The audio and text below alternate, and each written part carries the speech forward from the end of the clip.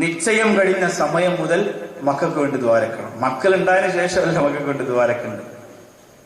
നിങ്ങളുടെ നിക്കാഹിന്റെ സദസ്സിൽ ബഹുമാനപ്പെട്ട അയ്യൂബ് വൈസിയോ പാലക്കാട് തങ്ങളോ നമ്മുടെ മഹലിലെ ഉസ്താദുമാരോ മറ്റാരെങ്കിലും ഇമാമിങ്ങളോ ദ്വാരക്കുമ്പോ നിങ്ങൾ ശ്രദ്ധിച്ചിട്ടുണ്ടാവും.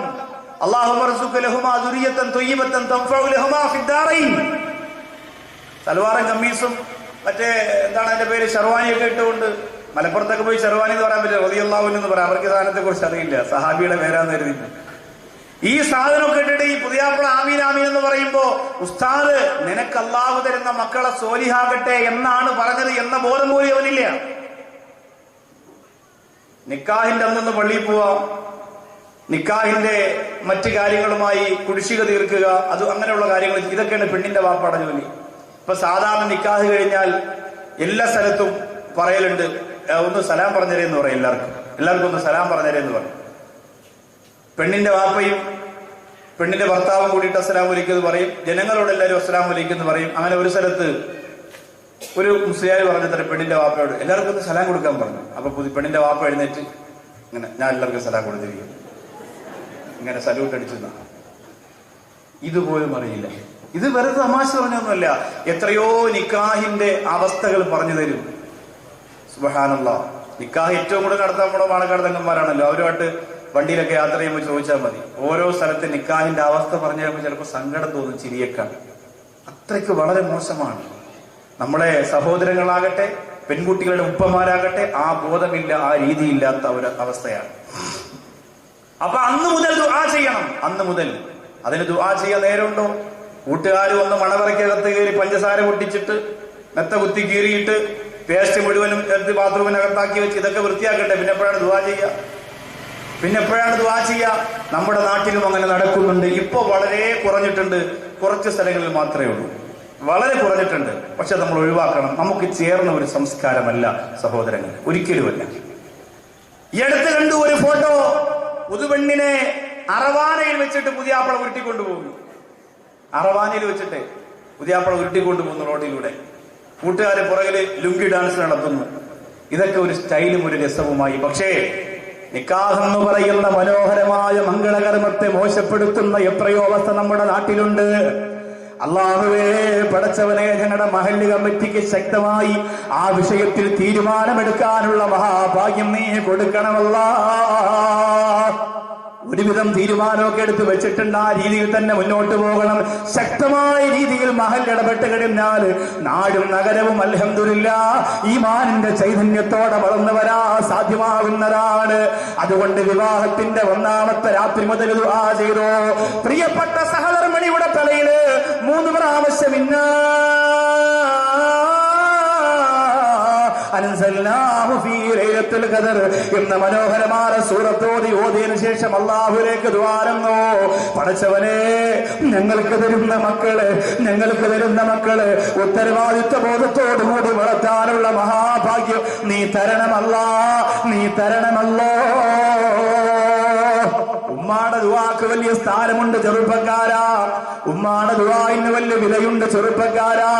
എന്റെ മുമ്പിലിരിക്കുന്ന ചെറുപ്പക്കാരോട് പറയുകയാ, ഉസ്താദേ 17 വർഷമായിട്ട് ഞാൻ ഗൾഫിലാണ്, ഇതുവരെ വീട് വെച്ചില്ല, നഷ്ടമാണ്, എന്നും സങ്കടമാണ്, പല കച്ചവടം തുടങ്ങി എല്ലാം പൊളിഞ്ഞുപോയി, ജീവിതത്തിലൊരു സമാധാനമില്ല, ജീവിതത്തിന് സ്വസ്ഥതയില്ല എന്ന് പറയുന്ന ചെറുപ്പക്കാരാ, ആ സമാധാനവും ആ സ്വസ്ഥതയും ആ വിജയവും ആ സന്തോഷവും മുഴുവനും നിനക്ക് ലഭിക്കണമെങ്കിൽ നിന്റെ പ്രിയപ്പെട്ട ഉമ്മാന്റെ അടുത്ത് വയ്ക്കോ. ജീവിച്ചിരിക്കുന്ന ഉമ്മയാണെങ്കിൽ എന്റെ പൊന്നാര ഉമ്മ, നിങ്ങൾ എനിക്ക് വേണ്ടി ദ്വാരക്കണേ. നിങ്ങളുടെ പൊരുത്തമില്ലാതെ എനിക്ക് മുമ്പോട്ട് നീങ്ങാൻ പറ്റൂല. ആ പ്രിയപ്പെട്ട ഉമ്മയോട് നിങ്ങളത് ആവശ്യപ്പെടുക. മരിച്ചുപോലെ ഉമ്മയാണെങ്കിൽ നിനക്ക് ചോറ് വാരി തന്നവളല്ലേ, ആദ്യമായി നിന്റെ കവളത്ത് മുത്തം തന്ന ഉമ്മച്ചിയല്ലേ, ആ ഉമ്മച്ചിയുടെ കബറിന്റെ അടുത്ത് പോയിട്ട് കണ്ണീരോട് പ്രിയപ്പെട്ട ഉമ്മ അസ്സലാമു അലൈക യാ ഉമ്മി എന്ന് പറഞ്ഞ് സലാം പറഞ്ഞ് ഫാത്തിഹയോട് യാസീനോട് ദുആ ചെയ്യുക. പിന്നെ നിനക്ക് അല്ലാഹു വിജയം തരുന്നതോ അവിടെ അങ്ങോട്ട് പടച്ചതമ്പുരാൻ നിനക്ക് വിജയം തരുന്നതാണ്. ഉമ്മയുടെ ശാപവും ഉമ്മയുടെ ദുആയും ഒക്കെ പ്രിയപ്പെട്ടവരെ സൂക്ഷിക്കേണ്ടതാണ്. ബുഖാരി ഇമാമിന് ജനിച്ച ഉടനെ അല്ലാഹു റബ്ബുൽ ഇസ്സത്ത് കാഴ്ച കൊടുത്തിട്ടില്ലായിരുന്നു. ആയിരക്കണക്കിന് ഉസ്താദുമാരുള്ള, അതുപോലെ ആയിരക്കണക്കിന് ഉസ്താദുമാരുള്ള 70,000-ത്തിലധികം ഹദീസുകൾ മനഃപ്പാഠമാക്കിയ, പിൽക്കാലത്ത് ഏറ്റവും അറിയപ്പെട്ട ഖുർആൻ കിടന്നിട്ട് സ്വീകാര്യയോഗ്യമായ സ്വഹീഹുൽ ബുഖാരി എന്ന കിതാബിന്റെ ഉടമയായ ബഹുമാനപ്പെട്ട ബുഖാരി ഇമാമിന് ജനിച്ച സമയത്ത് 2 കണ്ണിനും കാഴ്ചയില്ല. 2 കണ്ണിനും കാഴ്ചയില്ല. ബുഖാരി ഇമാമിന്റെ പ്രിയപ്പെട്ട ഉമ്മ ഉറക്കിലും ഊണിലും അല്ലാഹുവേ എന്ത് പ്രതീക്ഷയോടെ ഞാൻ നോക്കിയ പൊന്നുമോനാണ്, എന്റെ പൊന്നുമോനെ ആലിമാക്കണമല്ല, എനിക്ക് ആപതാക്കണമല്ല, അതുകൊണ്ട് അവന് കാഴ്ച കൊടുക്കണമല്ല. ഉമ്മ, നിന്റെ മക്കൾക്ക് വേണ്ടി നീ കരഞ്ഞ് കരഞ്ഞ് കരഞ്ഞ് കരഞ്ഞ് ദുആ ചെയ്യുന്നത് അല്ലാഹുവിനെ തട്ടാൻ കഴിയില്ല. ഉമ്മ, ഒരിക്കലും പടച്ചവന് തള്ളിക്കളയാൻ കഴിയില്ല. ഉമ്മയുടെ കണ്ണീര്, ഉമ്മയുടെ പ്രാർത്ഥന, മക്കൾക്ക് വേണ്ടിയുള്ള ഉമ്മയുടെ സങ്കടാഹറജി, അത് പടച്ചവന് തള്ളിക്കളയാൻ കഴിയില്ല. നിരന്തരം നിങ്ങൾ ദുആരക്കണം, നിരന്തരം നിങ്ങൾ ദുആ ചെയ്യണം. ആ ബുഖാരി ഇമാമിന്റെ പ്രിയപ്പെട്ട ഉമ്മ പൊട്ടി പൊട്ടി കരഞ്ഞുകൊണ്ട് ദുആ ചെയ്തു. ഒരു ദിവസം രാത്രിയിൽ റാവറത്ത് ഉമ്മഹു ഇബ്രാഹിം ഖലീലുല്ലാഹ്, ഇബ്രാഹിം നബി അലൈഹിസ്സലാത്തു വസ്സലാമിനെ ആ പ്രിയപ്പെട്ട ഉമ്മ സ്വപ്നം കാണുകയാണ്. ഇബ്രാഹിം നബിയെ സ്വപ്നം കാണുന്നതിന് ഒരു പ്രധാന കാരണമുണ്ട്. കുഞ്ഞുങ്ങളെ നോക്കാൻ അള്ളാഹു ഏൽപ്പിച്ചിരിക്കുന്നത് ഇബ്രാഹിം നബിയാണ്. ഇബ്രാഹിം നബിയാണ്. ചെറിയ പ്രായത്തിൽ, പ്രായപൂർത്തി എത്തുന്നതിന് മുമ്പ് മരണപ്പെട്ട കുഞ്ഞുങ്ങൾക്ക് സ്വർഗത്തിലെ വാപ്പ ഇബ്രാഹിം നബി അലൈഹിസ്സലാം. ഇബ്രാഹിം നബിയാണ് അവരെ നോക്കുക.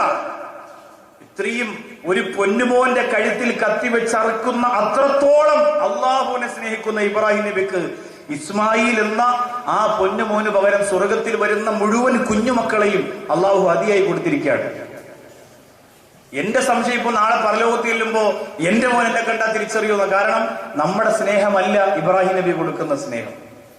ഇബ്രാഹിം നബി എന്ന് പറയുന്ന ആ ഒരു വലിയ പിതാവിന്റെ സ്നേഹം ചെറിയ പ്രായത്തിൽ മരിച്ച എല്ലാ കുഞ്ഞുങ്ങൾക്കും അള്ളാഹു കൊടുക്കുമെന്നാണ്. അതുകൊണ്ട് കുഞ്ഞുങ്ങളുമായി ബന്ധപ്പെട്ട സ്വപ്നങ്ങൾ സകലതും ഇബ്രാഹിം നബി അലൈഹിസ്സലാമിലൂടെയാണ് അള്ളാഹു റബ്ബുൽ ഇസ്സത്ത് നടത്തുക. ബുഖാരി ഇമാമിന്റെ ഉമ്മ ഇബ്രാഹിം നബിയെ സ്വപ്നം കണ്ടു. ആ സ്വപ്നത്തിൽ ഇബ്രാഹിം നബി അലൈഹിസ്സലാം പറഞ്ഞു, ഖദ് റദ്ദല്ലാഹു വലദികി, ഖദ് റദ്ദല്ലാഹു അലാ വലദികി ബസറതൻ ബികസറതി ദുആഇകി. പെണ്ണേ, നിന്റെ അധികമായ ദുആ ഉണ്ടല്ലോ, ചെയ്ത് ചെയ്ത് ചെയ്ത് ചെയ്ത് തളരാറെ, മനസ്സും അടിച്ചു പോരാറെ, അല്ലാ അല്ലാ അല്ലാ യാ അല്ലാ, കരഞ്ഞ് കരഞ്ഞ് നീ പടച്ചവനോട് ചെയ്ത അമിതമായ പ്രാർത്ഥനയുണ്ടല്ലോ, ആ പ്രാർത്ഥനയ്ക്ക് പകരം നിന്റെ കുഞ്ഞുമോൻ അല്ലാഹു കാഴ്ച തന്നിരിക്കുകയാണ്. ബഹുമാനപ്പെട്ട ബുഖാരി ഇമാമിന്റെ ഉമ്മ ഞെട്ടി ഉണർന്നു. എന്നിട്ട് ഓടി മോന്റെ അടുത്ത് എന്ന് മോനെ തട്ടി ഉണർത്തി. സുബ്ഹാനല്ലാഹ്, ബുഖാരി ഇമാം എന്ന കുഞ്ഞുമോനിതാ കണ്ണു തുറന്ന് ഉമ്മച്ചിയെ കാണുകയാണ്. അല്ലാഹു ഉമ്മയുടെ നിരന്തരമായ പ്രാർത്ഥനയ്ക്ക് പകരമായി, ഉമ്മയുടെ നിരന്തരമായ അഭ്യർത്ഥനയ്ക്ക് പകരമായി, യാചനയ്ക്ക് പകരമായി അർഹമുറഹീമായ പടച്ചതമ്പുരാൻ ഇതാ കുഞ്ഞിനെ കൊടുത്തിരിക്കുകയാണ്, കുഞ്ഞിന് കാഴ്ച കൊടുത്തിരിക്കുകയാണ്.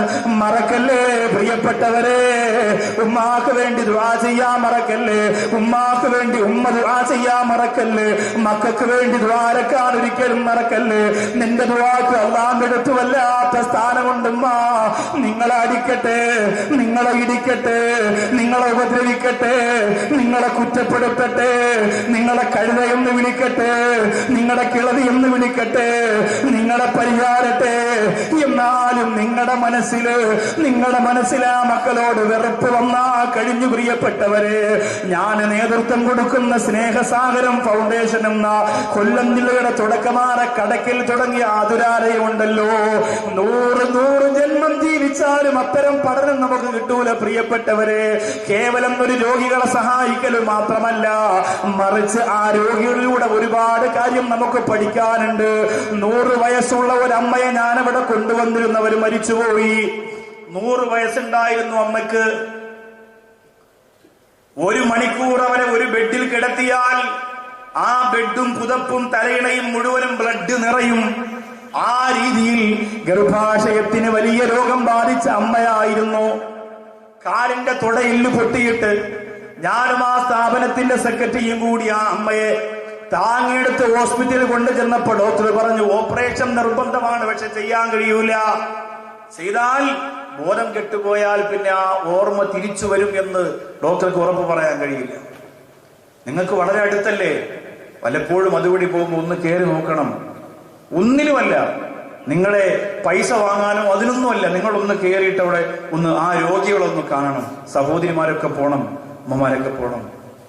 അത് ഞാൻ നടത്തുന്നുവെങ്കിലും ആരുടെയും സ്വന്തം പേരിലൊന്നുമല്ല, ആർക്കും അവകാശപ്പെട്ടതല്ല, അതൊരു സൊസൈറ്റിയാണ്.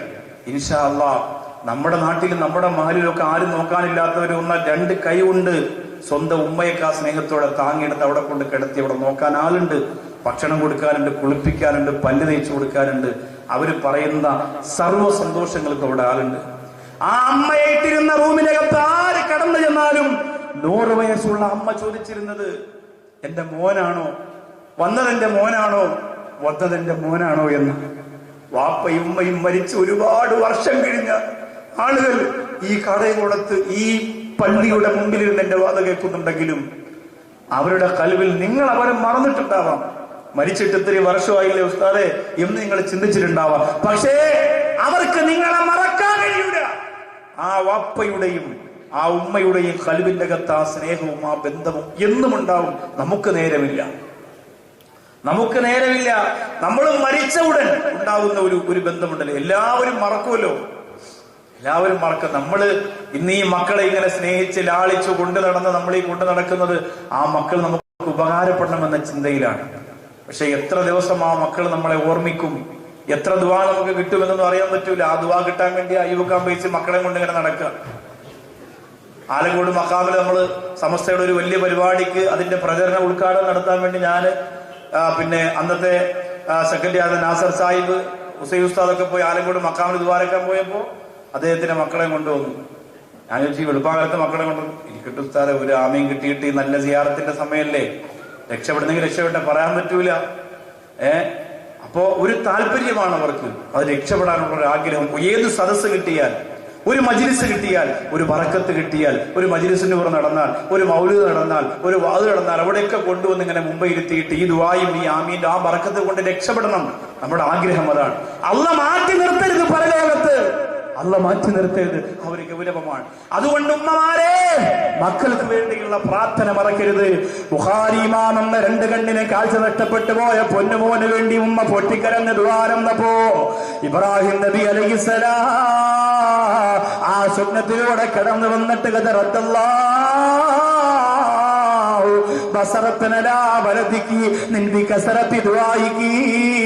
നിങ്ങളുടെ നിരന്തരമായ പടച്ചവനോടുള്ള പ്രാർത്ഥനയ്ക്ക് പകരമായി നിങ്ങളുടെ പൊന്നുമോനല്ലാതെ കാഴ്ച തന്നിരിക്കുന്നു എന്ന് പറഞ്ഞെങ്കിൽ ഉമ്മാ, മക്കൾക്ക് വേണ്ടി ചങ്കുപൊട്ടി നിങ്ങൾ ചെയ്യുന്ന പ്രാർത്ഥനയുണ്ടല്ലോ, കണ്ണീരൊഴുക്കി നിങ്ങൾ ഇറക്കുന്ന ദുആ ഉണ്ടല്ലോ, ആ ദുആ നിങ്ങളുടെ മക്കൾക്ക് എപ്പോഴും നേട്ടമാണ്, എന്നും നേട്ടമാണ്.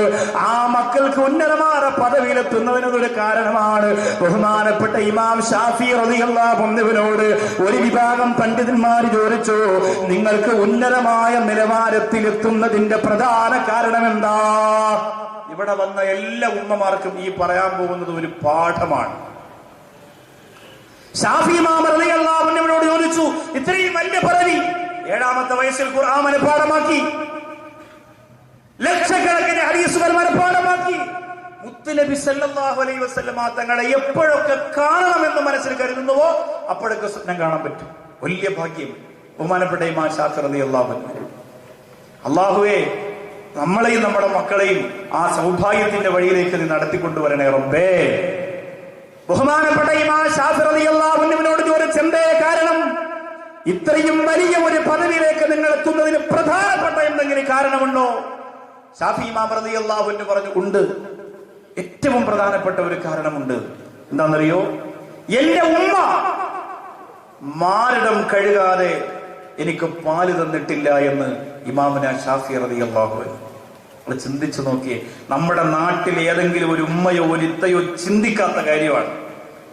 എന്റെ ഉമ്മ മാരണം കഴുകാതെ ഇന്ന് വരെ ആ പ്രിയപ്പെട്ട ശാഫി ഇമാം പറയുന്നു, എന്റെ പാല് കുടി നിർത്തുന്ന സമയം വരെ, ഖുർആൻ പറഞ്ഞ ഹൗലൈനി കാമിലൈനി വരെ എന്റെ പ്രിയപ്പെട്ട ഉമ്മ മാരണം കഴുകാതെ എനിക്ക് പാൽ തന്നിട്ടില്ല.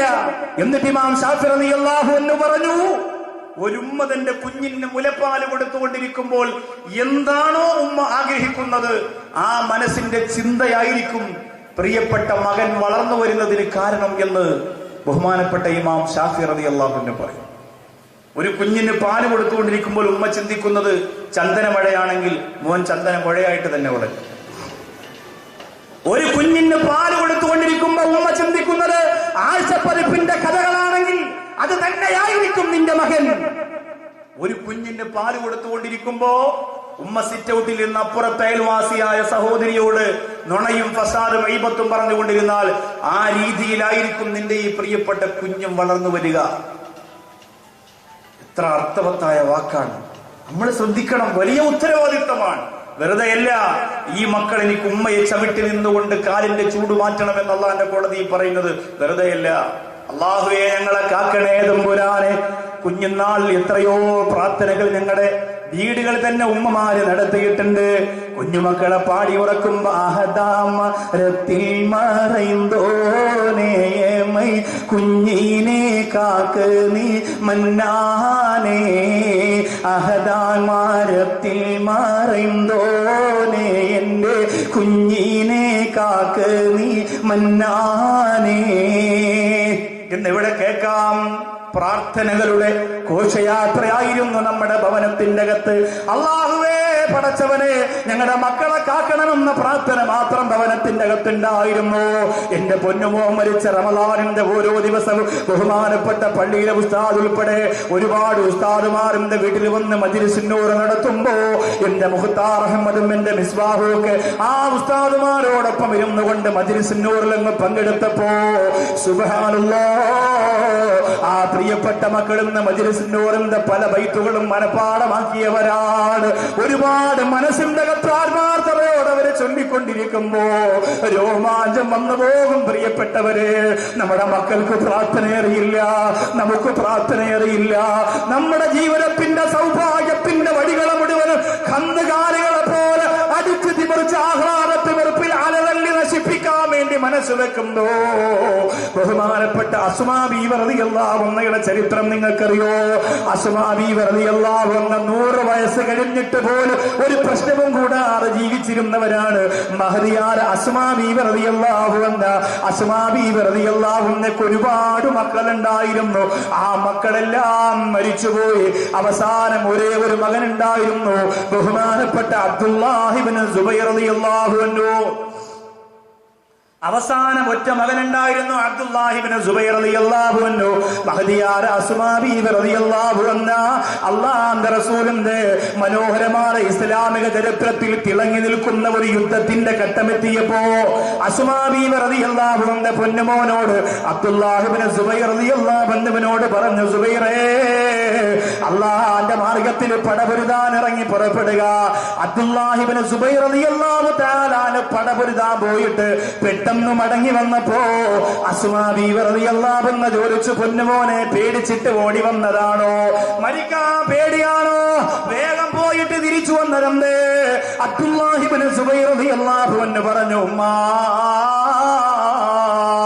അമ്പെയ്ത്തു കൊല്ലുന്ന കൊലപാതകമല്ല ഇന്നവിടെ നടക്കുന്നത്, കഴുത്തു വെട്ടിയെടുക്കുന്ന കൊലപാതകമല്ല ഇന്നവിടെ നടക്കുന്നത്. ഇന്ന് കിട്ടുന്ന ഇസ്ലാമിന്റെ പ്രവർത്തകരെ മുഴുവനും കൈയും കാലും കഴുത്തും ഒക്കെ വെട്ടി വെട്ടി എറിഞ്ഞിട്ട് കഴുകന്മാർക്ക് വലിച്ചെറിഞ്ഞു കൊടുക്കുന്ന ഉമ്മ. അത് കണ്ടിട്ട് ഉമ്മാടെ പൊന്നുമോനല്ലേ, എന്റെ ഉമ്മച്ചിക്ക് ഞാനല്ലേ ഉള്ളൂ ഉമ്മ, ഉമ്മാക്ക് ഞാനല്ലേ ഉള്ളൂ.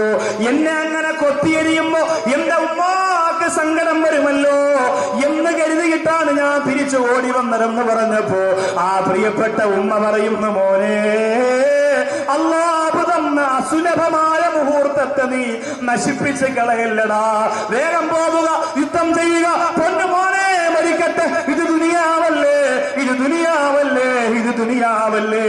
അദ്ദുനിയാ ഹുൽവത്തുൻ ഹദറാ, പച്ച പിടിച്ച കാണുന്നവരെ മയക്കുന്ന മാസ്മരികമായ മാന്ത്രിക വലയമാണ്. ദുനിയാവെന്നത് വല്ലാഖിറത്തു ഖൈറും വഅബ്ഖാ. ശാശ്വതമായ അല്ലാഹുവിന്റെ പരലോകമാണ്. അതുകൊണ്ട് മോനെ പോവുക. ആ പ്രിയപ്പെട്ട പൊന്നുമകൻ പറഞ്ഞു, ഉമ്മ നിങ്ങൾക്ക് വെള്ളം തരാനാരുണ്ട്, മരുന്ന് തരാനാരുണ്ട്. കാലുവേദനിച്ച് രാത്രി കരയുമ്പോ 100 വയസ്സുള്ള ഉമ്മയല്ലേ, ആ കാലൊന്ന് തടവി തരാനാരുണ്ട്. വേണ്ട മോനെ വേണ്ട. അല്ലാഹുവിന്റെ കോടതിയിൽ ഈ പ്രിയപ്പെട്ട മക്കളെ നന്മയിൽ നിന്ന് തടഞ്ഞതിന് വേണ്ടിയിട്ട് ഉമ്മ ചുട്ടുകൊള്ളുന്ന നരകാഗ്നിയിൽ നിൽക്കുന്നതിനെയാ പേടിക്കുന്നത് മോനെ. ദുനിയാവിന്റെ കാലുവേദന ഒരു സങ്കടമല്ല, ദുനിയാവിന്റെ പട്ടിണി ഒരു സങ്കടമല്ല. ഉമ്മച്ചിക്ക് ആഹ്റമാ പേടി. ഇന്ന് മരിച്ച ഉമ്മ പരലോക ജീവിതത്തെയല്ലേ പേടിയാ പൊന്നുമോനെ, പേടിയാ പൊന്നുമോനെ. നീ അല്ലാഹുവിന്റെ മാർഗത്തിന് പോയിട്ട് ഷഹീദിന്റെ ഉന്നതമായ പദവി കിട്ടിയ ഈ ഉമ്മച്ചിക്ക് കൂടി നാളെ ഉപകാരമാകുമല്ലോ എന്ന് പറഞ്ഞുകൊണ്ടാ പൊന്നുമോ സ്വന്തം വീട്ടിൽ നിന്ന് ഇറങ്ങിപ്പോകുമ്പോ വീട്ടു പടിക്കൽ നിന്നുകൊണ്ട് പ്രിയപ്പെട്ട ഉമ്മ പറയുന്നു, അല്ലോ എന്റെ പൊന്നുമോനാണ്, ഇതുവരെ എന്നെ വെറുപ്പിച്ചിട്ടില്ല, സ്നേഹിക്കാൻ മാത്രം അറിയുന്ന പൊന്നോമനയാണ് റബ്ബേ. പാതിരാത്രി എഴുന്നേറ്റ് നിനക്ക് വേണ്ടി ഇബാദത്ത് ചെയ്യുന്ന തങ്കക്കുടമാണ്. അതുകൊണ്ട് അവന് ഉന്നതമായ സ്ഥാനം കൊടുക്കണമെന്ന് മഹദിയായ അസ്മാ ബീവി റളിയല്ലാഹു അൻഹ പൊന്നുമോന് വേണ്ടി ദുആ ചെയ്തു പോലെങ്കിൽ നിസ്കാരമില്ലാതെ, നോമ്പില്ലാതെ, സ്വലാത്തില്ലാതെ, വിക്റില്ലാതെ, കാടേ ഉണപ്പുമെന്നിയ സ്ലോകനും ഡീസന്റ് മുക്കിലും ചിറയുകയും ചുറ്റുവട്ടങ്ങള് മക്കളെ പ്രസവിച്ച് കൊഞ്ചിച്ച് ലാളിച്ച് നശിപ്പിച്ച് കളഞ്ഞ എന്റെ പ്രിയപ്പെട്ട ഉമ്മ അല്ലാഹുവിന്റെ കോടതിയിൽ എങ്ങനെയാണ് നെഞ്ചു വിരിച്ചു നിൽക്കുക? എന്റെ ഉപ്പ വിദേശ രാജ്യത്തിരുന്ന മക്കളെ ചോദിക്കുന്ന പണമയച്ചു കൊടുത്താ പോരാ, ഉത്തരവാദിത്വം വേണം ഉപ്പ. എന്ത് പേരിട്ടു എന്നല്ലാഹു ചോദിക്കു, എന്ത് ഭക്ഷണം കൊടുത്തു എന്നല്ലാഹു ചോദിക്കു, എന്ത് പഠിപ്പിച്ചു കൊടുത്തു എന്നല്ലാഹു ചോദിക്കു. ആ സമയത്ത് ഇന്ന് നിങ്ങളോട് കാണിക്കുന്ന സ്നേഹസമ്പന്നമായ മക്കളുടെ മനസ്സ് അല്ലാഹുവിന്റെ കോടതി ചെല്ലുമ്പോ കാണണമെന്നില്ലോ. അതുകൊണ്ട് ശ്രദ്ധിക്കണം മുസ്ലിമേ, വളരെ ശ്രദ്ധിക്കണം. അതിന് മക്കളെങ്ങനെ മാറണം എന്ന് മാത്രം നമ്മൾ ആഗ്രഹിച്ചാൽ പോരാ, അവരുടെ മാറ്റത്തിനനുസരിച്ച് നമ്മളും മാറണം. എങ്കിലും നമുക്ക് രക്ഷപ്പെടാൻ പറ്റൂ. ഇന്ന് നമുക്കറിയാം, ഈ കാലഘട്ടത്തിൽ എല്ലാവർക്കും നിർബന്ധമാണ് അവരുടെ മക്കളെ ഹാഫിളാക്കുക. എല്ലാവരും പറയും, ഉസ്താദെ മോനെ ഒന്ന് ഹാഫിളാക്കണം, മോനെ ഒന്ന് ഹാഫിളാക്കണം, എല്ലാവരും പറയും. പക്ഷേ ആ വാപ്പാടെ കോലം കാണണം. ഈ അടുത്തൊരു സദസ്സിൽ വന്നതാണ് ഒരു പ്രിയപ്പെട്ട ഉപ്പ. മുടിയൊക്കെ ഇങ്ങനെ സ്ട്രൈക്ക് ചെയ്ത് ബാത്റൂം കഴിയുന്ന ബ്രഷ് പോലെയാണ് മുടിയിരിക്കുക. എന്നിട്ട് പാൻറ്റൊക്കെ ഇങ്ങനെ താഴെയിട്ട് ബെൽറ്റൊക്കെ ഇട്ട് കെട്ടിയിട്ട് മോനെ കൊണ്ടുവന്നിട്ട് പറയാണ്, മോനെ ഹാഫിളാക്കണം ബ്രോ എന്നാണ്. മോനെ ഹാഫിളാക്കണം, പ്രിയപ്പെട്ട പൊന്നു മോനെ ഹാഫിളാക്കണമെന്ന് പറയാൻ വരുന്ന വാപ്പ ഇസ്ലാമിന്റെ ഒരു മൂല്യങ്ങളും കാത്തു സൂക്ഷിക്കാത്തവനാണ്. അങ്ങനെ ഹാഫിളാക്കിയിട്ട് എന്ത് കിട്ടാനാണ് നിങ്ങൾ ഈ മത്സരിക്കുന്നത്? വാപ്പ വിചാരിക്കുന്നത് വാപ്പ ഇത്രയും കാലം ചെയ്ത കണ്ണന്തിരിവല്ല മോൻ ഹാഫിളാവുന്നതോടുകൂടി അള്ളാഹു തആല രക്ഷപ്പെടുത്തും. ഒരിക്കലുമില്ല, അങ്ങനൊന്നുമില്ല. വാപ്പാക്കൊരു ആഗ്രഹം അതിലേക്ക് വരിക, അതോടുകൂടി വാപ്പയുടെ മനസ്സും അതിലേക്ക് മാറുക. ഉമ്മയും ഉപ്പയും ആ രീതിയിലാണ് ചിന്തിക്കേണ്ടത്. അങ്ങനെയാണ് ഹാഫിളാക്കേണ്ടത്. അല്ലാതെ ഈ കാട്ടുപറാക്കൽ മുസ്ലിം പള്ളിയിൽ ജമാഅത്തിൽ നമ്മൾ കൊണ്ടാക്കിയിരിക്കുന്ന പ്രിയപ്പെട്ട മുത്തലിങ്ങൾ വാപ്പാക്കും ഉമ്മാക്കും ഗതികേട് കൊണ്ടുവന്നാക്കിയതാണ് എന്ന് നിങ്ങൾ ചിന്തിക്കരുത്. അതൊരു വലിയ, നമ്മുടെ നാടിന്റെ ഏറ്റവും വലിയ ഐശ്വര്യവും അഭിമാനവും അലങ്കാരവുമാണ് ആ ഒരു ഉദ്യമം. അതൊരു വലിയ ജോലിയാണെന്ന് നമ്മൾ തിരിച്ചറിയണം. അതിനോട് നമുക്ക് ഇന്ന് ചെറിയ താല്പര്യക്കുറവാ. എത്ര മക്കളുണ്ടെന്ന് ചോദിച്ചാൽ നമ്മൾ പറയാം 5 മക്കളുണ്ട്. മൂത്തമകിൽ ബിസിനസ്സാണ്, രണ്ടാമത്തെ ഗവൺമെന്റ് ഉദ്യോഗമാണ്, ഭയങ്കര സെറ്റപ്പാണ്, നല്ല കാര്യങ്ങളൊക്കെയാണ്. മൂന്നാമത്തെ പള്ളിയിൽ ഒരു മുത്താലിമാണ്. അതാ പ്രശ്നം, മുത്താലിമും പള്ളിയാണ്. അത് നമുക്ക് അതിന്റെ വില അറിയാത്തത് കൊണ്ടാണ്. എന്റെ പൊന്നുമോനെ അടക്കാനും നിസ്കരിക്കാനും ഇത്രയും ആള് വന്നത് എന്തുകൊണ്ടാ?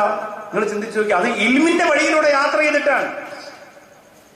എന്റെ ഉപ്പാന്റെ നല്ല മരണവും നല്ല ദിവസം കിട്ടിയതും നല്ല സൗഭാഗ്യം കിട്ടിയതും ഇൽമിന്റെ വഴിയിലൂടെ യാത്ര ചെയ്തതുകൊണ്ടാ. നമുക്കും അങ്ങനെ വേണം. ആ ഇൽമിന്റെ വഴിയിലൂടെ പോകുന്നവരെ അല്ലാഹു റബ്ബുൽ ഇസ്സത്ത് പ്രഭയിലൂടെ, പ്രകാശത്തിലൂടെ കൊണ്ടുപോകും. ഒരു സംശയവും ആ കാര്യത്തിൽ വേണ്ട. അതില് നെല്ലും പതിരും തിരിച്ചു നോക്കേണ്ട പ്രിയപ്പെട്ടവരെ, നമ്മൾ ഇറങ്ങണം. നമ്മുടെ നാട്ടിൽ നല്ല ആലിമീങ്ങൾ ഉണ്ടാവണം. നല്ല ആലിമീങ്ങൾ. ഒരുത്തക്കേട് ഒരു വർഷം ഓതി കിതാബെടുത്ത് ഉസ്താദിന്റെ മോണ്ടയ്ക്ക് എറിഞ്ഞ് അങ്ങനെ പറഞ്ഞാവരുത്. ഈ നാട്ടിലെ 2 കൊല്ലം പഠിച്ചൊരു ഒരാളുണ്ട്. അദ്ദേഹവും ഉസ്താദും സ്നേഹിച്ചത് ഒരു പെണ്ണിനെയാണ്. അദ്ദേഹത്തിന്റെ ഉസ്താദും സ്നേഹിച്ചത് ഒരു പെണ്ണിന്. ഉസ്താദിന് ഇപ്പൊ ജോലിയില്ല തുണിക്കടയാണ്, അയാൾക്ക് ഇപ്പൊ ജോലിയില്ല തടിക്കടയാണ്. അപ്പൊ ഇങ്ങനെ ആവരുത് അല്ലേ? ഓതാൻ പോയി എന്ന് പറഞ്ഞിട്ട് അവസാനം പോയി പൊരുത്തക്കേട് മാറ്റേണ്ടി വരരുത്. ത്യാഗം സഹിച്ച് മുമ്പോട്ട് ഇങ്ങനെ നീങ്ങി പോകണം. ഒരുപാട് കഷ്ടപ്പാടുണ്ടാവും, ഒരുപാട് പ്രശ്നങ്ങൾ ഉണ്ടാവും. അല്ലാതെ നല്ല സുഖമുള്ളൊരു പരിപാടി അല്ലത്.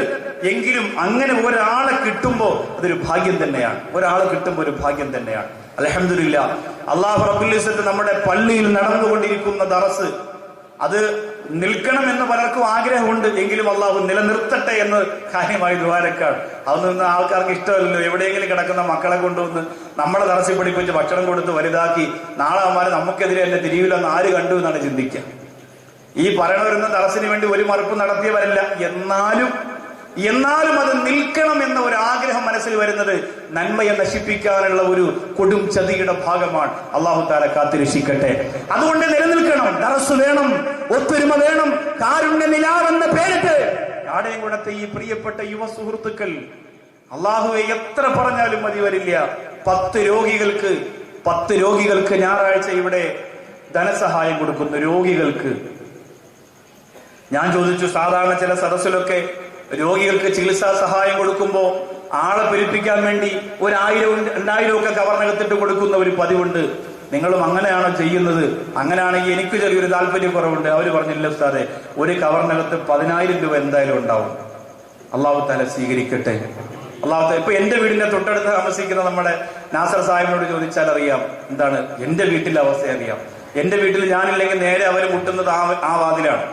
അപ്പൊ അദ്ദേഹം പറഞ്ഞു, ഉസ്താദ് ഇപ്പൊ വരുന്ന രോഗികൾ ഒരു ദിവസം രാവിലെ സുബഹി നിസ്കാരം കഴിഞ്ഞ സമയത്ത് ആ വീടിന്റെ ഗേറ്റ് കടന്നു വന്നത് ഒരു സ്കൂട്ടിയിൽ മുകളിൽ ഷീറ്റൊക്കെ വെച്ച് കെട്ടി, ഓട്ടോറിക്ഷ പോലെ കെട്ടി, അരക്കെട്ട് വരെ മാത്രമേ ശരീരമുള്ളൂ ഒരു സഹോദരനാണ്. അരക്കെട്ട് വരെ മാത്രമേ ഉള്ളൂ. ഈ ചെറിയങ്കീട് പ്രദേശത്തുള്ള ഏതോ ഒരു ഗൾഫുകാരന്റെ വീട്ടിൽ വരാൻ വേണ്ടി വന്നതാണ്. വന്നപ്പോ ഉസ്താദിന്റെ വീട് ഇവിടെയാണെന്ന് പറഞ്ഞ് അങ്ങനെ വന്നു എന്ന് പറഞ്ഞു. അള്ളാഹു അദ്ദേഹം മകൾക്ക് നിക്കാഹിന് വേണ്ടി കൊടുക്കാൻ എന്ന് പറഞ്ഞ സ്ത്രീധനത്തിന്റെ ബാക്കി തുക കൊടുക്കാൻ പിരിവിന് നടക്കുകയാണ്. അള്ളാഹു തആല അവരുടെ സങ്കടം മാറ്റി കൊടുക്കുമാറാകട്ടെ. ശരീരം പകുതിയേ ഉള്ളൂ പ്രിയപ്പെട്ടവര്, പകുതിയേ ഉള്ളൂ. അദ്ദേഹം ഇങ്ങനെ പിരിവെടുത്ത് ഒരു വീട് വെച്ചു. ചെറിയൊരു വീടിനകത്താണ് അവർ താമസിക്കുന്നത്. പക്ഷെ ഇദ്ദേഹത്തിന് വീട്ടിനകത്ത് കിടക്കാനുള്ള ഭാഗ്യം അള്ളാഹു കൊടുത്തില്ല. വീടിന്റെ മുമ്പേ ഈ വണ്ടിയിൽ തന്നെയാണ് കിടക്കുന്നത്. മലവും മൂത്രവും ആ വണ്ടിയിൽ നിന്നുകൊണ്ടാണ് നടത്തുക. പ്രിയപ്പെട്ട സഹധർമ്മിണി ഒരു പാത്രം കൊണ്ടുവന്ന് എടുത്തുകൊണ്ട് പോകും, വൃത്തിയാക്കി കൊടുക്കും. കട്ടറുള്ള റോഡിലോ കുഴിയിലോ വീണാൽ രക്തം ഛർദിക്കും.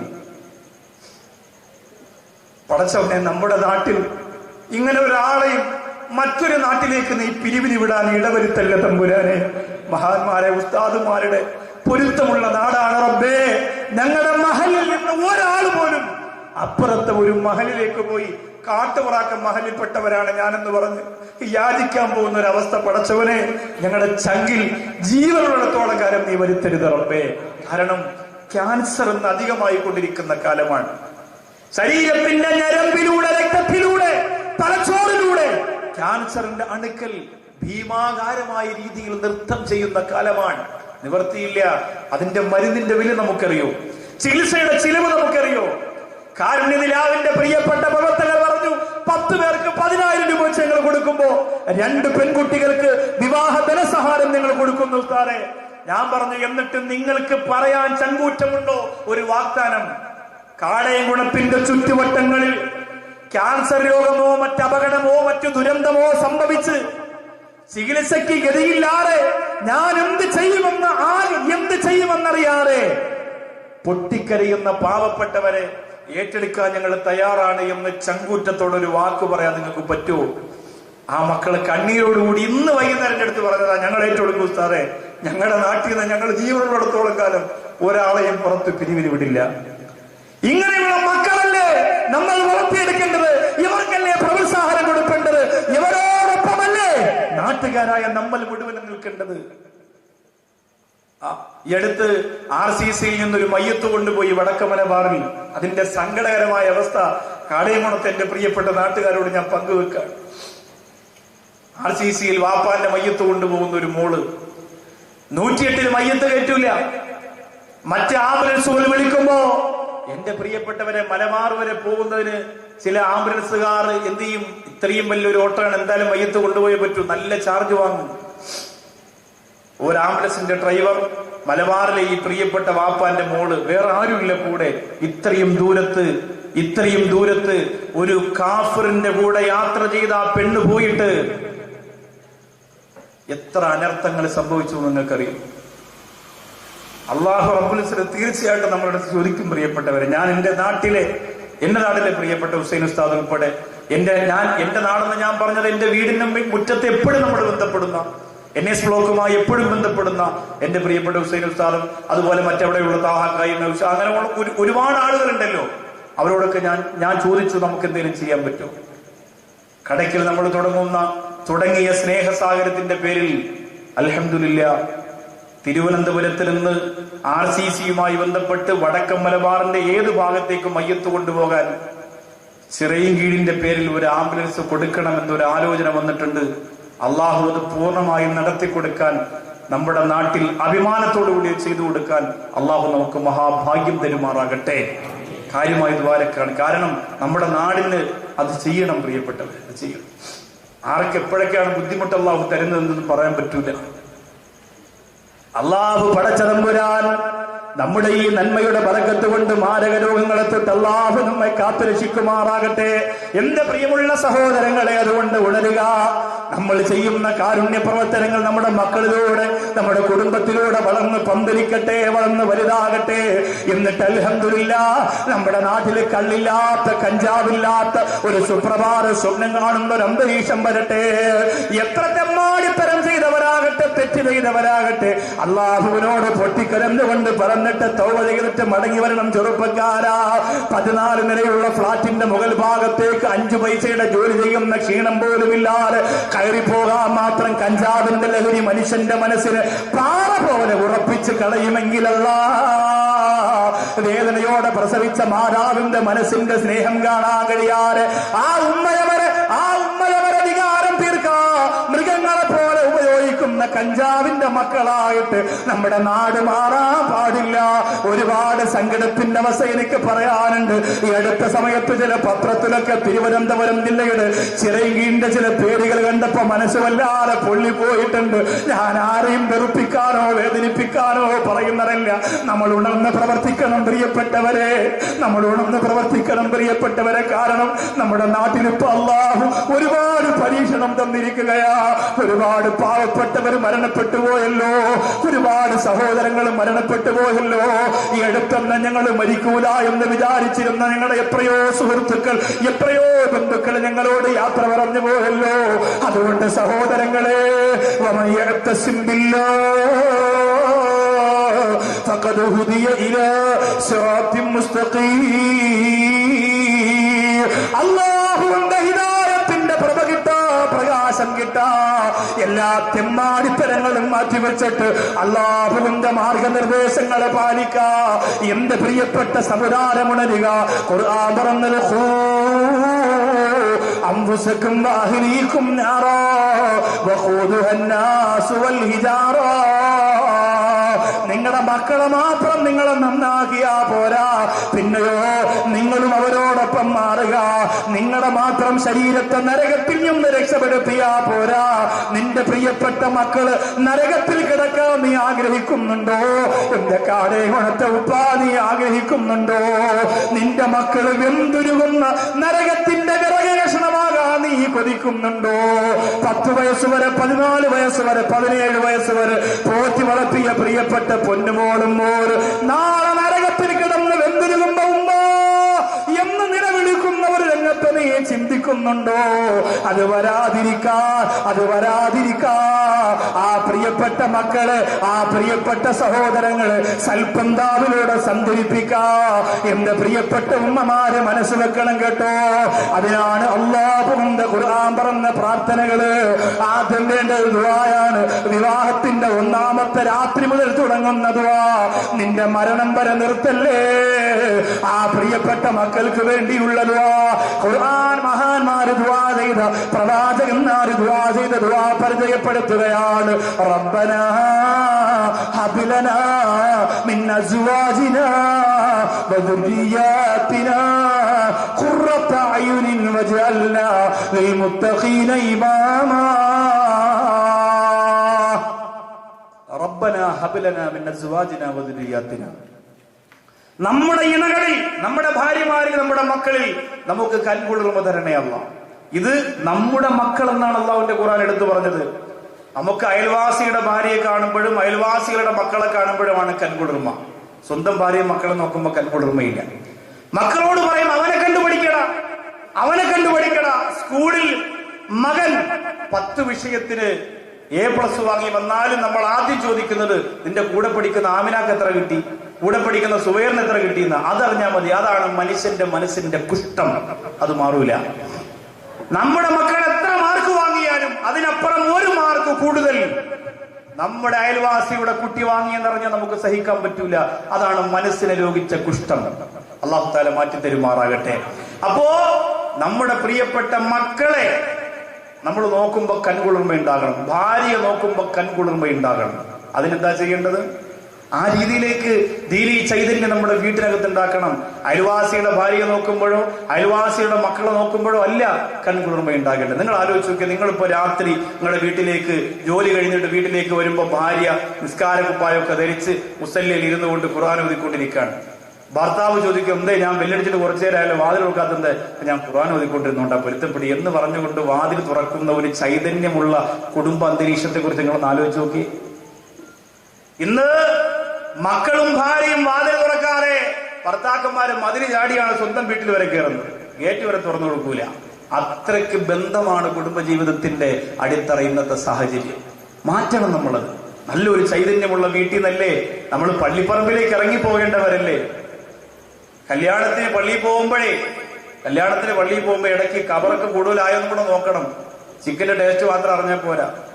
ആകെ കവറാളിയൊക്കെ ഇപ്പൊ ഈ അടുത്ത സമയത്ത് ചവിട്ടുകൊണ്ട് താഹാകര മോഹന്റെ കല്യാണം നടന്നപ്പോഴാണ്. നിൽക്കാനും ഇരിക്കാനും എവിടെ ഇല്ലാതെ കുറെ ഉമ്മാവരെ കവറിന്റെ മുകളിൽ കൂടെ ഓടി. കവറിന്റെ അടുത്തൂടെ പോകുമ്പോൾ നമ്മൾ ഒന്ന് ശ്രദ്ധിക്കണം. അവിടെ പുതിയ കവർ എത്ര വന്നു? കഴിഞ്ഞ കല്യാണത്തിന് വന്നപ്പോ 2 ഉള്ളായിരുന്നല്ലോ പുതിയത്, ഇപ്പൊ എത്ര ആയി? നിങ്ങൾ നോക്കണം. എന്റെ മകൻ മരിച്ചിട്ട് ഇപ്പൊ എത്ര നാളായി? നിങ്ങൾ ആലോചിച്ച് നോക്കി. നിങ്ങൾ എത്ര മാസം നിങ്ങൾ ചിന്തിച്ചു നോക്കി. അതിനുശേഷം അവിടെ വന്ന മറ്റ് കവറിന്റെ എണ്ണം നിങ്ങളൊന്ന് എടുത്തു നോക്കണം. വല്ലപ്പോഴും പോകും. നിരന്തരം നിരന്തരം നിരന്തരം എത്ര ഖബറുകൾ കൂടിക്കൊണ്ടിരിക്കും. ഇതിനിടയിൽ പാപ്പാന്റെ ഖബർ എവിടെ എന്ന് നോക്കാൻ നമ്മുടെ മക്കൾക്ക് നേരുണ്ടാവില്ല. മരിച്ചു കഴിഞ്ഞാൽ ഒന്നാമത്തെ വെള്ളിയാഴ്ച മക്കൾ പള്ളിയിലേക്ക് പോകാൻ നേരം ഈ പ്രിയപ്പെട്ട ഭാര്യ പറയും, മോനെ പാപ്പാന്റെ ഖബറിൽ സലാം പറഞ്ഞിട്ടേ പള്ളിക്കകത്ത് കയറാവൂ. മോൻ സമ്മതിക്കും. തിരിച്ചിറങ്ങുമ്പോഴും ദുആരക്കണം, സമ്മതിക്കും. ആദ്യത്തെ 2-3 ആഴ്ച പാപ്പാന്റെ ഖബറിന്റെ അടുത്ത് ഒരു ദുആയും ഒരു പൊലിമയൊക്കെ ഉണ്ടാവും. പിന്നെ അതങ്ങോട്ട് കഴിഞ്ഞ് പോയാൽ പിന്നെ മോനെടുത്ത് ചോദിക്കും, ഇപ്പോ പോണില്ലേ? വീട്ടിൽ ഇരുന്ന് ദുആ ചെയ്തെന്ന് കേൾക്കൊക്കെ ചെയ്യും. മുസ്ലിയാർ ചുമ്മാ ഭ്രാന്തെടുത്ത് അതൊക്കെ പറയുന്നല്ലാതെ അയാൾക്കത് പറഞ്ഞല്ലേ പറ്റൂ. എല്ലാവരും തൃപ്തിപ്പെടുത്തണ്ടേ, അതുകൊണ്ടാ. അല്ലാതെ യഥാർത്ഥം അതായതുകൊണ്ടല്ല.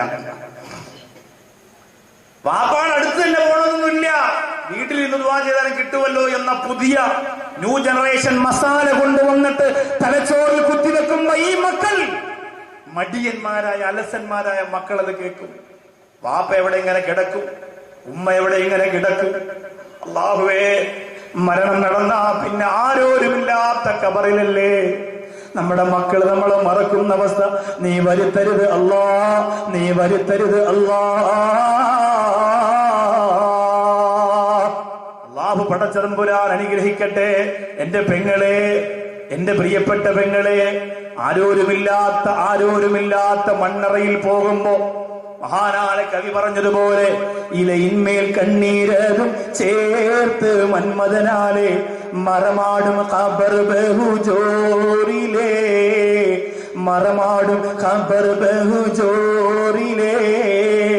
അകലുമ്പോൾ ഗൃഹത്തിലെ പെണ്ണ് പറയുന്നു ഉലകിതിൽ തണ്ണി എന്നിലാരെന്ന്, ഉലകിതിൽ തണ്ണി എന്നിലാരെന്ന്.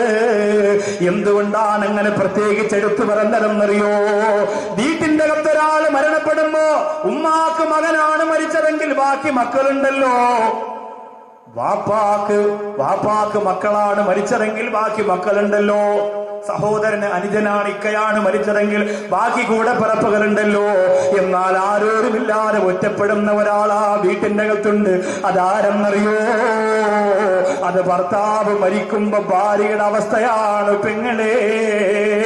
അതുകൊണ്ടാണ് എഴുത്തുകാരങ്ങനെ പറഞ്ഞത്, അകലുമ്പോൾ ഗൃഹത്തിലെ പെണ്ണ് പറയുന്നു ഉലകിതിൽ തണ്ണി എന്നിലാരെന്ന്. വീട്ടിൽ നിക്കാന്റെ മയ്യത്ത് കൊണ്ടുപോകുമ്പോ വീട്ടിന്റെ അകത്തുനിന്ന് ഭാര്യ പറയുന്നു, ഇനി എനിക്കാരോ? ഉമ്മാക്ക് അങ്ങനെ ഒരു ചോദ്യമില്ല, വാപ്പാക്ക് അങ്ങനെ ഒരു ചോദ്യമില്ല, കൂടപ്പിറപ്പുകൾക്ക് അങ്ങനെ ഒരു ചോദ്യമില്ല. അങ്ങനെ ഒരു ചോദ്യമുള്ളത് പെണ്ണേ നിനക്ക് മാത്രമാണ്. അതുകൊണ്ട് നല്ല പൊരുത്തമുള്ള ഒരു ജീവിതം നയിച്ചോ. എപ്പോഴാന്നറിയില്ല കൊണ്ടുപോകുന്നത്. പൊരുത്തമുള്ള ഒരു ജീവിതം നയിച്ച് അല്ലാഹുവിന്റെ തൃപ്തിക്ക് വേണ്ടി കാത്തിരുന്നോ. റബ്ബനാ ഹബ് ലനാ മിൻ അസ്വാജിനാ വദുരിയാതിനാ ഖുറത അയ്ൻ വജഅൽനാ ലിൽ മുത്തഖീന ഇമാമാ. ഈ ദുആ ഇല്ലാത്ത ഒരു ദിവസം പോലും നിന്റെ ജീവിതത്തിൽ വരാൻ പാടില്ല. കൺകുളിർമയുണ്ടാകേണ്ടത് നല്ല വസ്ത്രം ധരിപ്പിച്ചു കൊടുക്കുമ്പോഴല്ല, ഇന്നത്തെ നമ്മുടെ മക്കൾക്ക് ധരിപ്പിച്ചു കൊടുക്കുന്ന വസ്ത്രം. 6 വയസ്സുള്ള മക്കൾ ധരിക്കുന്ന ഫ്രോക്കിന്റെ പാവാടയുടെ അളവ് നിങ്ങൾക്കറിയോ പ്രിയമുള്ളവരെ? തുടയുടെ ഭാഗം വരെ എത്തൂല. അതൊരു സ്റ്റൈലാണ്. ചെറിയ പ്രായത്തിലുള്ള മക്കൾക്ക് അത് കുഞ്ഞുകുട്ടിയല്ലേ ഉസ്താദേ എന്ന് പറയുന്നിടത്താണ് നമ്മുടെ പരാജയം. അത് കുഞ്ഞുകുട്ടിയല്ലേ എന്ന് പറയുന്നിടത്താണ് നമ്മുടെ പരാജയം. ചെറിയ പാവാട, ചെറിയ മിഡിയും ടോപ്പും, ചെറിയ ഫ്രോക്ക്, അങ്ങനെ ഒരു പ്രശ്നമുണ്ടാകുമോ അവിടെ ഇടപെട്ട് അതിനെ പരിഹരിക്കണം. അതിന് മഹല്ല് സംഘാടകർ, നമ്മുടെ മറ്റ് ബ്രാഞ്ച് കമ്മിറ്റിയിലെ മസ്ജിദിന്റെ ഒക്കെ സംഘാടകർ, അവിടുത്തെ ഇമാമിങ്ങൾ, പിന്നെ നമ്മുടെ നാട്ടിലെ പ്രിയപ്പെട്ട നാട്ടുകാർ വളരെ ശ്രദ്ധിക്കണം. അതിന് ഏറ്റവും അധികം ശ്രദ്ധ കൊടുത്തിട്ടാണ് കാരുണ്യ നിലാവിന്റെ ചുറുചുറുക്കുള്ള ചെറുപ്പക്കാർ ഈ നല്ല പ്രോഗ്രാമിന് അൽഹംദുലില്ലാ ഇവര് നേതൃത്വം കൊടുക്കുന്നത്. ഇവരുടെ നാവ് കൊണ്ടോ ഇവരുടെ പ്രവൃത്തി കൊണ്ടോ ഈ ചുറ്റുവട്ടത്തുള്ള ഒരു ഹൈന്ദവ സഹോദരങ്ങൾക്കും സഹോദരികൾക്കും ഒരു വിഷമവും ഒരു വേദനയും ഉണ്ടാവുകയില്ല. സാഹോദര്യവും കാരുണ്യവും സ്നേഹവും സഹായവും മാത്രമേ ഉണ്ടാവുകയുള്ളൂ.